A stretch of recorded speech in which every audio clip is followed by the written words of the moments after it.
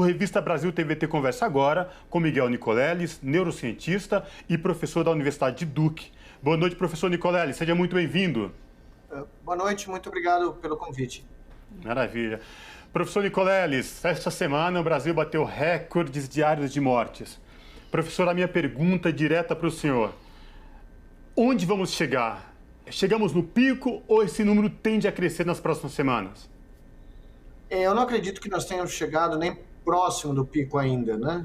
Infelizmente, todas as projeções, todas as indicações mostram que a situação brasileira ainda vai piorar muito nas próximas semanas, especialmente se múltiplos estados e múltiplas capitais entrarem em colapso sanitário, como nós estamos vendo em Porto Alegre, Natal, provavelmente nessa altura em Salvador, Florianópolis, Curitiba, enfim. Se São Paulo entrar em colapso a nível da capital e do estado, a situação brasileira fica mais do que crítica. Professor, bom, queria saber ainda sobre isso, né? O senhor mesmo disse que estamos prestes ou talvez assistindo a maior catástrofe da história, né?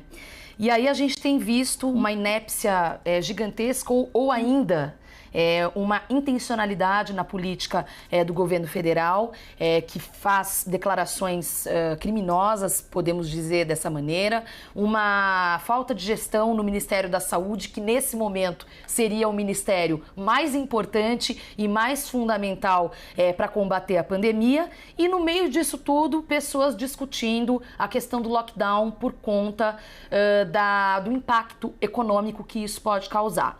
E recentemente tivemos algumas restrições, principalmente no estado de São Paulo, de horário. E sempre que acontece isso, as pessoas falam, vale a pena você fazer um lockdown a partir das 7 da noite até as 6 da manhã? Enfim, o que eu queria saber é o seguinte, como seria um plano ideal de uma restrição rígida, de um lockdown que poderia funcionar? Bom, o que foi feito no Reino Unido, na Alemanha, né, Israel, foi feito na Nova Zelândia, na China, no mundo inteiro. Você precisa restringir as atividades não essenciais, evitar aglomerações e fazer com que a taxa de crescimento do vírus, das infecções, caia rapidamente, dramaticamente, como aconteceu no Reino Unido nesse último lockdown.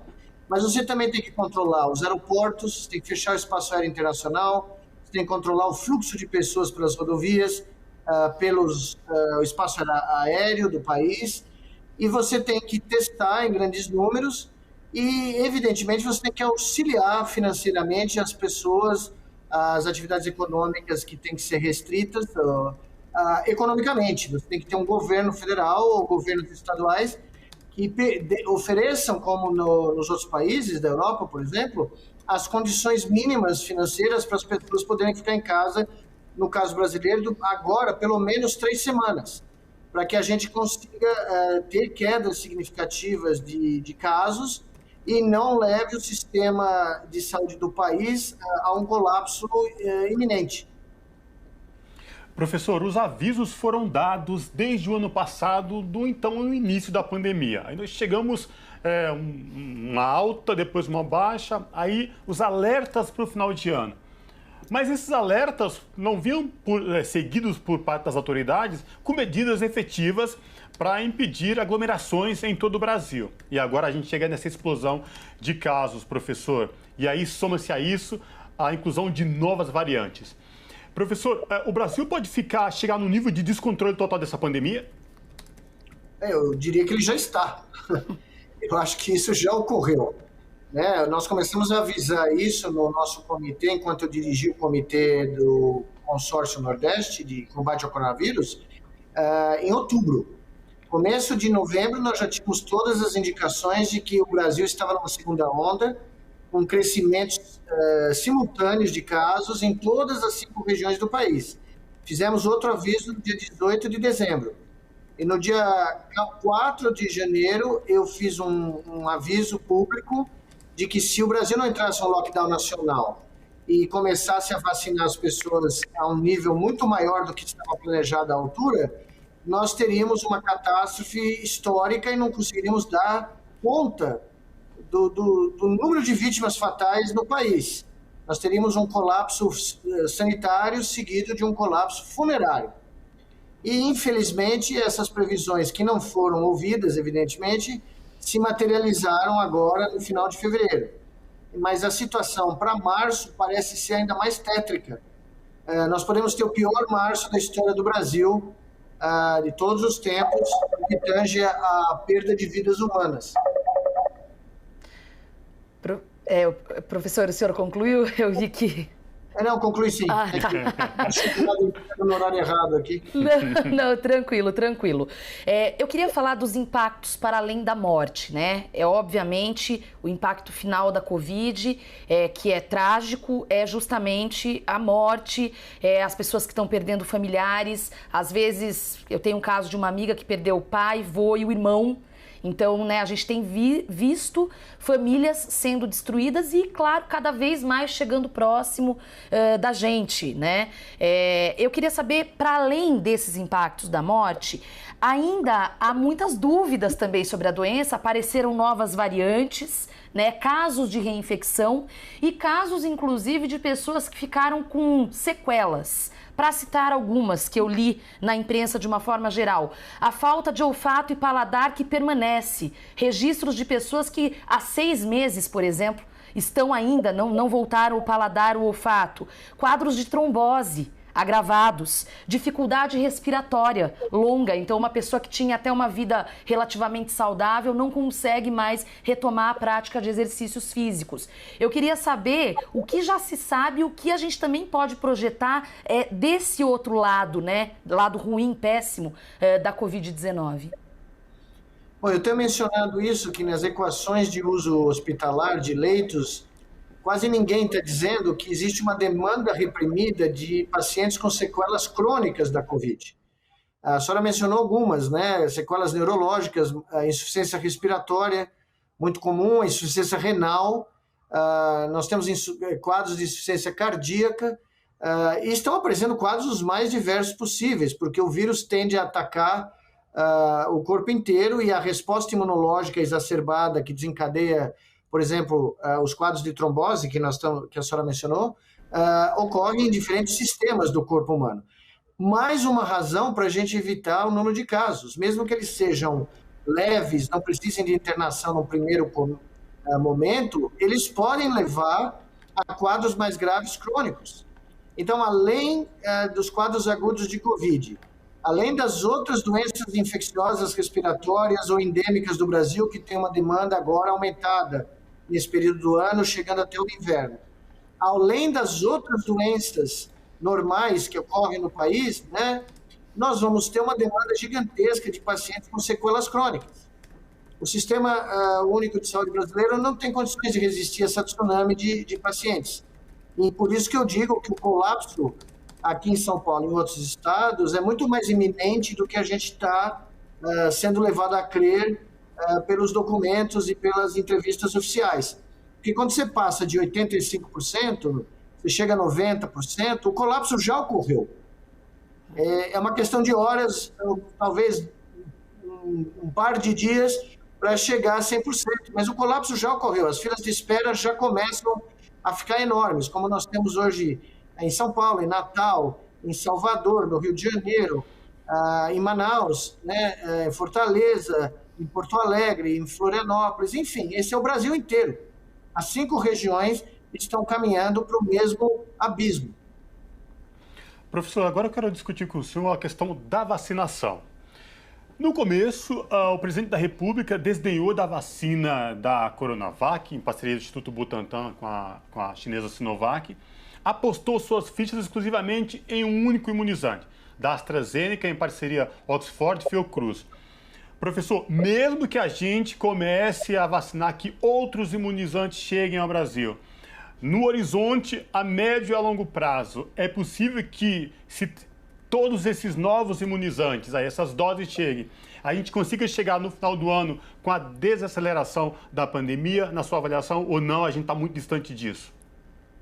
Bom, nesse momento nós estamos muito distante, mas nós precisaríamos multiplicar por 5 a 10 vezes o número de pessoas vacinadas por dia e precisaríamos aumentar radicalmente as ofertas, o menu de vacinas disponíveis para os brasileiros.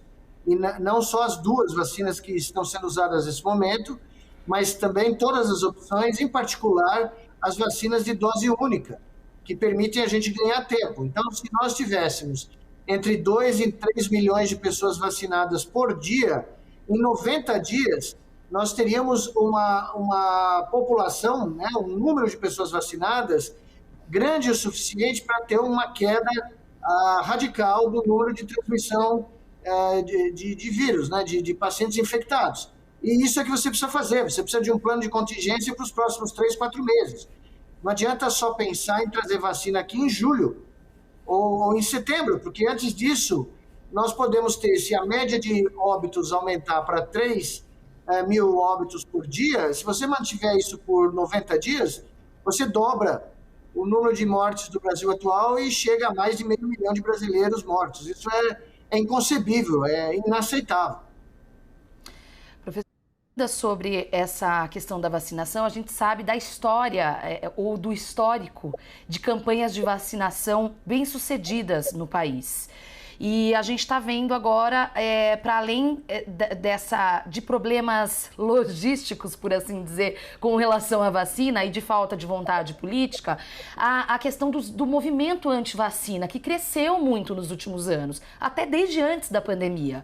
E aí eu queria saber a que o senhor atribui isso, professor, a esse negacionismo que ganhou muito terreno, principalmente com a chegada desse governo, já que o próprio presidente é negacionista, ou há uma descrença na medicina, na ciência? Ao que o senhor atribui? São vários fatores, né? O Brasil tem taxas muito altas ainda de aceitação da vacina. A penetração de vacinas no Brasil, do ponto de vista de uso, né, de aceitação, é muito alta, comparada, por exemplo, com os Estados Unidos, da onde esse movimento negacionista foi criado. E o mecanismo é bem simples, é a transmissão de informação falsa e exemplos como, né, de pessoas que ocupam cargo de altíssima responsabilidade e que não têm o preparo e nem a condição humana, né, de desempenhar esse papel como o primeiro mandatário do país. Num país como o nosso, onde o conhecimento científico é muito pequeno, onde o conhecimento médico também é muito pequeno, a educação científica nunca teve uma valorização devida. Um presidente da República continuamente desdenhar, fazer troça, diminuir as perdas e o sofrimento humano causados por essa pandemia, com os meios tecnológicos que nós temos hoje de disseminação de informação, como a internet, levam à criação de movimentos como esse, de bolhas, né, de negacionismo que contribuem para a nossa tragédia atual. Né? Qualquer nação no mundo atualmente que tivesse um presidente que fala o que esse fala, já teria tomado uma providência institucional. Né? Agora, como nós não fazemos isso, nós temos além da pandemia, nós temos um pandemônio político causado pelo exemplo do mandatário mor do país, que não abraça e consola as vítimas, não oferece um plano nacional, não oferece nenhuma perspectiva de nós sairmos dessa crise e, pelo contrário, desdenha e desmerece aqueles que estão tentando trabalhar para o Brasil sair dessa pandemia o mais rapidamente possível. Professor Nicoleles, hoje o governo cubano anunciou que a sua vacina Soberana 2 entrou na terceira fase, né, de testes aí. Eu queria que o senhor trouxesse para a gente, se o senhor tem conhecimento, o que o senhor pode falar para a gente sobre essa vacina cubana Soberana, que em sucesso, vier a ser um sucesso aí de fato, seria o primeiro imunizante latino-americano aqui na região. Eu queria que o senhor pudesse trazer para a gente o panorama desses estudos aí da vacina Soberana de Cuba. O problema de coisas, de medicamentos de Cuba, com o qual eu tenho uma grande admiração, né? A medicina cubana familiar é um dos exemplos do mundo, mas o problema são os dados. Cadê os dados? Eu não posso falar nada sem dados. Então, a Cuba tem anunciado que está desenvolvendo essa vacina, que tem um efeito muito importante, mas a gente ainda não viu grande coisa em termos de resultados publicados, de resultados comunicados. Colegas meus que são grandes especialistas no Brasil, na área de infectologia, têm a mesma questão. Onde estão os dados? Para a gente ver se é tão bom assim, né? Porque a gente sempre diz isso, a prova está no pudim, né? Todo mundo diz que tem a melhor receita do pudim, mas a hora de você vai lá, faz e prova para ver se é a melhor receita. Eu gostaria de ver também. Então o senhor está dizendo que talvez falte transparência nesse caso? Não, eu não diria transparência, faltam realmente tabelas e resultados numéricos e coisas que a gente, como cientista profissional, né, ciência profissional não é fla-flu. No Brasil houve uma polarização muito grande política de ambos os lados sobre medicamentos e vacinas e muita gente falou muita bobagem sem ter os dados. Eu só falo com dados na minha mão. Né? E eu teria ficaria muito feliz que Cuba tivesse uma vacina eficaz, porque, novamente, é um esforço nacional de um país que tem uma medicina familiar de grande nível. Agora, gostaria só de ressaltar que se o Brasil tivesse investido dinheiro corretamente e criado um consórcio nacional no começo da crise, nós já podíamos estar com a nossa vacina pronta. A vacina brasileira, porque o Butantan e a Fiocruz, o Instituto Manguinhos, na minha opinião, junto com os maiores especialistas brasileiros, poderiam fazer parte de um consórcio para desenvolver a Santos Dumont, a vacina brasileira, porque uma vacina de vírus atenuado, por exemplo, eu acho que certamente o Brasil poderia ter desenvolvido. Tem know-how e tem gente que é capaz de fazer isso. Faltou novamente uma opção política clara, né? Não, imagina, professor, não, isso que o senhor mencionou é bem importante, porque ficou muito na discussão do tal do IFA, né? Do agente, da dependência, vamos dizer, para outros países. Mas quer dizer, havia um caminho, portanto, interno, caso, obviamente, isso fosse mais do que pleiteado, não é pleiteado a palavra, investido. Seria isso? Claro, eu acho que todo o país que entendeu a mudança geopolítica que a pandemia trouxe para o mundo, e isso você tem gente que estuda isso tempo integral, né? Inclusive no Brasil, percebeu que a jogada fundamental dos Estados nacionais era criar vacinas nacionais e não vacinas criadas por empresas privadas. Então a China fez isso, a Rússia fez isso, a Índia fez isso, e hoje elas negociam, esses países, quase que num comércio de escambo com países menores, trocas de vacina por vantagens comerciais ou outros produtos de interesse. Ontem eu vi a notícia que Taiwan estava disposta a negociar a venda de microchips em troca de vacinas. Então, é muito curioso, né, que um país com a tradição em medicina tropical que o Brasil tem, é um dos líderes do mundo, com institutos de renome internacional como o Butantan e a Fiocruz, e com grandes especialistas nessa área de reconhecimento mundial, não tenha investido tudo o que fosse necessário, porque dinheiro não é problema para o Brasil. O Brasil tem mais de 300 bilhões de dólares de reservas cambiais, e nesse momento era para jogar dinheiro em tudo que é necessário para combater a pandemia, assinar o cheque sem olhar para trás. Né? O ministro da Economia tinha que ir lá para um puxadinho no canto do palácio, lá só assinar o cheque, entendeu? Para o que o Ministério da Saúde pedisse. E ao invés, não, a gente fica com esses debates absurdos, né, sem auxílio financeiro para as famílias que estão passando necessidade, os trabalhadores estão ficando desempregados, não tem como sustentar suas famílias, num país que tem dinheiro em caixa. Tá? Se o Brasil tivesse quebrado, era outra história, mas o Brasil não está quebrado. O atual governo está quebrando o Brasil, mas essa é outra conversa. Né? A Nova Zelândia fez tudo o que tinha que fazer, múltiplos lockdowns. A semana passada fechou a capital Auckland por causa de um caso não descoberto, e o PIB da Nova Zelândia cresceu 2,5% no ano passado. Então, né? E se a crise sair de controle no Brasil, se o Brasil virar um pária mundial, uma colônia de infectados pelo coronavírus, né? As mercadorias brasileiras não vão ter mercado. O comércio externo brasileiro vai ser completamente bloqueado. O agronegócio brasileiro vai perder bilhões, porque ninguém vai comprar comida do Brasil de um país onde a maior parte da população está infectada. Então, o Brasil vai ter uma crise econômica decisiva, a maior da história, se não fizer nada para combater a pandemia. Se fechar o país e combater em 20 dias, se sai bem. Essa é a história das pandemias na história da civilização. Em 1918, nos Estados Unidos, quem se fechou corretamente teve o melhor desempenho econômico nos anos 20. E é o que não estamos vendo por aqui. Conversamos com Miguel Nicoleles, neurocientista e professor da Universidade de Duke. Nicoleles, muito obrigada pela participação, trazendo aí esse panorama, essa análise, esclarecimentos sobre esse cenário catastrófico que infelizmente estamos vivendo. E até uma próxima oportunidade, professor. Muito obrigado pelo convite e se cuidem aí.